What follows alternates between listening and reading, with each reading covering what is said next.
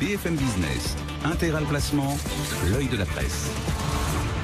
Cette semaine, j'ai décidé de secourir un mal-aimé des médias. Ce mal-aimé, c'est un très vieux placement. Et pour cause, il a fêté il y a peu ses 200 ans, c'est le livret A. Alors, vous savez que d'ordinaire, quand dans la famille, quand un aîné fête un anniversaire avancé, on est toujours tout miel. On dit « Ah, la mamie, mais quelle forme elle a !» Même si on sait qu'elle est déjà un peu sourde et un brin aveugle. Cela dit, lui, le livret A pour ses 200 ans, il n'a pas eu droit à beaucoup de sollicitudes. La preuve, sur challenge.fr, j'ai lu 200 ans du livret A. Pourquoi il n'a pas toujours tenu ses promesses? Sur capital.fr, livret A, en 117 ans, il vous a fait perdre de l'argent plus de la moitié du temps.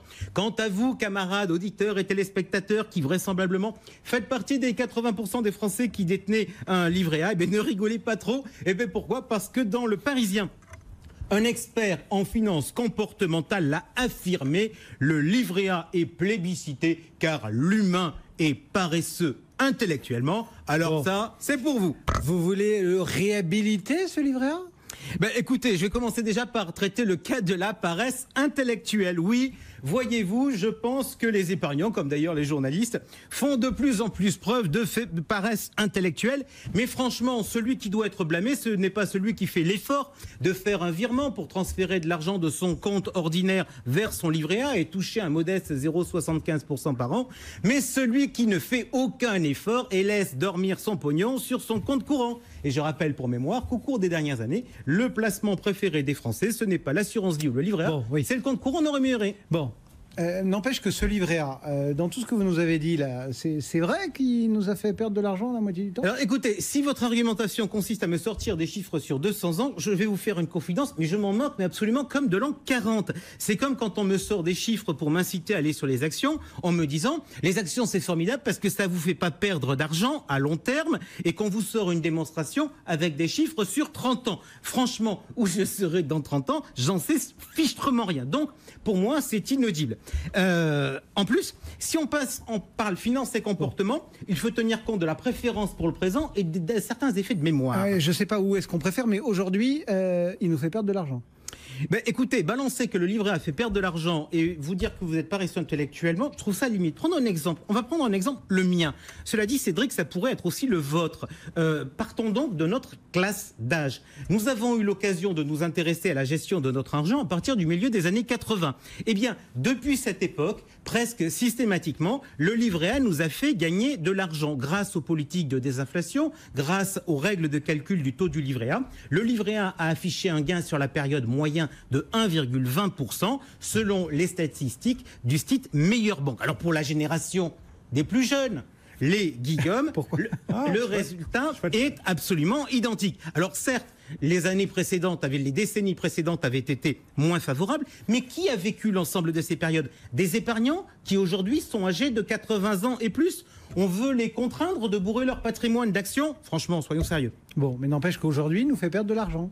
Ouais, mais plutôt que d'entendre mes camarades tomber à bras raccourcis sur le livret A, j'aurais préféré ces dernières années les entendre contre les innombrables modifications de la formule de calcul et la fin de la liaison entre le taux du livret A et l'inflation. Rappelez-vous la réforme des taux qui va être applicable en février 2020. Qu'a-t-on entendu? Un taux plancher pour protéger les épargnants est prévu par le gouvernement. Mais on s'en moque d'un plancher. On veut une protection sur l'inflation. Je vais vous raconter l'histoire des taux planchers avec le PEL. Étape numéro 1. Pour baisser un taux, vous annoncez que vous mettez un plancher. Étape numéro 2, vous annoncez que vous baissez le plancher. Et comme en général, l'opération se passe sur un produit qui est défiscalisé, l'étape numéro 3, vous dites que vous allez imposer. Ainsi, le gouvernement vient de tuer le PEL et, je vous le dis, le livret A devrait faire gaffe parce que sa tête est déjà sur l'échafaud. Bon, vous êtes un ardent défenseur du livret A. Oui, parce que chez Marché Gagnant, on pense que c'est un dispositif primordial de toute gestion patrimoniale. Bon. C'est celui qui permet d'avoir de l'épargne de précaution. Quand vous entrez dans la vie active, vous devez mettre de l'argent de côté. Le bon réflexe, c'est le livret A. Pourquoi? Pour avoir une poire pour la soif quand vous galérez de CDD en CDD. Plus tard, il vous servira à avoir du cash, par exemple, lorsque vous devez changer votre voiture. On a beau dire tout ce que l'on veut, mais le livret A, c'est quand même un peu plus liquide qu'un contrat d'assurance vie. D'un point de vue pédagogique, chez Marché Gagnant, l'idée de mettre le livret A comme produit d'épargne de précaution, c'est capital. Pourquoi? Parce que ça permet de considérer que tout le reste, c'est de l'investissement. Et comme on pense que c'est de l'épargne de précaution, naturellement, on pense que ça doit être défiscalisé. Pourquoi? Parce que si vous avez 100 sur votre livret A et que vous avez besoin d'acheter une voiture qui vaut 100, ben, ça serait quand même un peu dommage qu'on vous dise, excusez-nous, mais en fait, vous n'avez que 92, parce qu'il faut bien qu'on vous prenne des impôts. Oui à tout. Mais n'empêche que le réflexe d'ouvrir un livret à tous les enfants et de le mettre dans le berceau à la naissance, c'est un peu... non? C'est bien, Cédric, on sort de la paresse intellectuelle.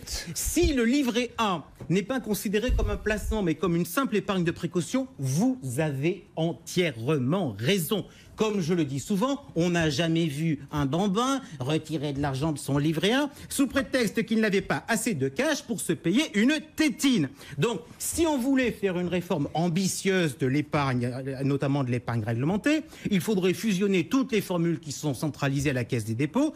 C'est le livret A et c'est le livret de développement durable notamment. Au passage, d'ailleurs, ça ferait moins de choix pour le client et ça pousserait les gens à regarder autre chose. Et puis d'autre part, il faudrait naturellement réserver ce livret A aux adultes. Et ce serait quoi de l'épargne jeune du coup? Moi, je pense que la bonne architecture pour l'épargne pour les jeunes, c'est à la naissance un produit d'investissement de long terme, éventuellement avec la fiscalité du livret A, pour qu'avec l'aide des parents et des grands-parents, voire éventuellement une allocation familiale, le gamin puisse avoir se constituer un capital pour que lorsqu'il quitte le foyer familial, il ait un capital. Pour résumer, en fait, je vais vous dire, Cédric, je crois plus au fonds de pension pour les jeunes que pour les vieux. Et puis, après, à l'adolescence, vous ouvrez un compte bancaire, vous ouvrez un livret jeune pour apprendre un peu le fonctionnement de consommation, les fonctions d'épargne, et puis le livret A entre en jeu finalement au moment de la majorité, avec tous les autres placements qui existent, c'est-à-dire les actions, l'assurance vie et tout ça. Allez, un rapide mot de conclusion. Alors, un mot de conclusion, si vous le voulez très rapide, je vais vous le faire très simple. Moi, j'entends tous les débats, faut baisser le taux du livret A pour financer le logement social. Moi, il y a un truc que je regrette. J'ai regardé, parce que j'ai essayé de ne pas faire preuve de paresse intellectuelle, j'ai regardé les comptes du fonds d'épargne de la Caisse des dépôts, et qu'est-ce que je constate? Je constate que les revenus, je ne parle que des revenus, je ne parle pas des plus-values du portefeuille, les revenus l'an dernier du fonds d'épargne, ça a été 4 milliards d'euros. Combien ont été reversés aux épargnants? 2 milliards d'euros. Donc ça veut dire que pour 2 euros gagnés par le fonds d'épargne, on ne reverse que 1 euro aux épargnants. Et où passe le reste? Eh bien, le reste, il passe chez les banques en termes de commission et il passe chez nos amis de l'État. L'État a touché l'an dernier 575 millions d'euros du fonds d'épargne. À mon avis, s'il devrait y avoir un sujet polémique sur le livret A, ce devrait être celui-là.